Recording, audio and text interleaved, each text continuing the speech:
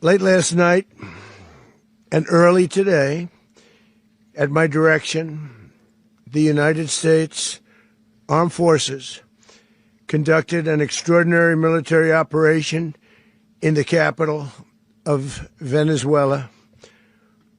Overwhelming American military power, air, land, and sea, was used to launch a spectacular assault. And it was an assault like people have not seen since World War II. It was a force against a heavily fortified military fortress in the heart of Caracas to bring outlaw dictator Nicolas Maduro to justice. This was one of the most stunning, effective, and powerful displays of American military might and competence in American history. No nation in the world could achieve what America achieved yesterday, or frankly, in just a short period of time. All Venezuelan military capacities were rendered powerless as the men and women of our military, working with U.S. law enforcement, successfully captured Maduro in the dead of night. It was dark. The lights of Caracas were largely turned off due to a certain expertise that we have. It was dark and it was deadly. But captured along with his wife,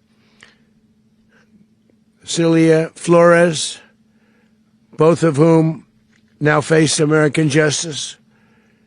Maduro and Flores have been indicted in the Southern District of New York, it's J. Clayton, for their campaign of deadly narco-terrorism against the United States and its citizens.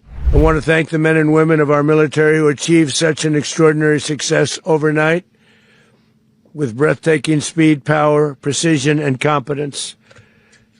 You rarely see anything like it. You've seen some raids in this country that didn't go so well. They were an embarrassment. If you look back to Afghanistan, or if you look back to the Jimmy Carter days, they were different days. We're a respected country again, like never before. These highly trained warriors, operating in collaboration with U.S. law enforcement, caught them in a very ready position. They were waiting for us. They knew we had many ships out in the sea, just sort of waiting. They knew we were coming. So they were in what's called a ready position. But they were completely overwhelmed and very quickly incapacitated. If you would have seen what I saw last night, you would have been very impressed. I'm not sure that you'll ever get to see it, but it was an incredible thing to see. Not a single American service member was killed, and not a single piece of American equipment was lost. We had many helicopters, many planes, many people involved in that fight. But think of that, not one piece of military equipment was lost, not one service member was, more importantly, killed. We are going to run the country until such time as we can do a safe, proper, and judicious transition. And it has to be judicious, because that's what we're all about. We want peace, liberty, and justice for the great people of Venezuela, and that includes many from Venezuela that are now living in the United States and want to go back to their country. It's their homeland. We can't take a chance that somebody else takes over Venezuela that doesn't have the good of the Venezuelan people in mind. We've had decades of that. We're not going to let that happen.